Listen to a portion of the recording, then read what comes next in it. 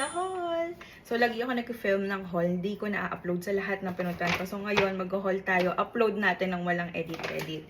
So, anyway, first, I got the Arirang BTS The City Arirang Tear Cushion Foundation na may kasama na siyang lip tint. Ganyan.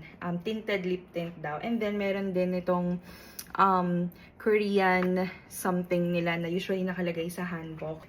Kung gusto niyo magpasabay, I'll try kasi sobrang ubusan and bukas pa lang parating talaga yung mga armies ng bonggang-bonggang, madaming-madami. So, let's see. I also got 3CE. If you know, you know. Ito yung pinakasikat na brand ng makeup, Korean makeup noon.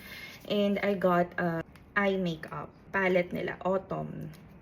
Because wala na kasi akong eye makeup. So, itong gamit ko ngayon. Yung gamit-gamit ko before sa Manila, sa Daiso ko lang binili yun sa Tokyo. That's for Taylor Swift's concert pa, which is 2024. Kasama to sa mga top pick nila ng makeup. It looks like this. Parang cushion yung design niya. And then, when you open it, it looks like this. Ta-da! Ito naman guys, galing to sa pharmacy. It's Pancol.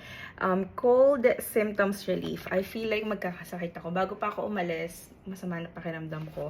So you take this after meals daw and then nawawala talaga yung symptoms ng cold or ng flu. As in yung pangangati ng throat, yung sipon and everything. Let's see if it's effective. And then, konti lang ang binili ko kasi hindi pa ako dapat mag-shopping dahil kararating ko lang. And then, I got Yumi Cells T-Money. Baliktaran sila. Sino to? Si Hunger Cell. So, ito pwede natin gamitin sa bus dito sa Korea. But I'm already using T-Money. So, inuubos ko yung laman nun para ito naman yung gamitin ko. Anyway, yun lang for this first day haul. Sana wala na malagdag mamaya. Bye!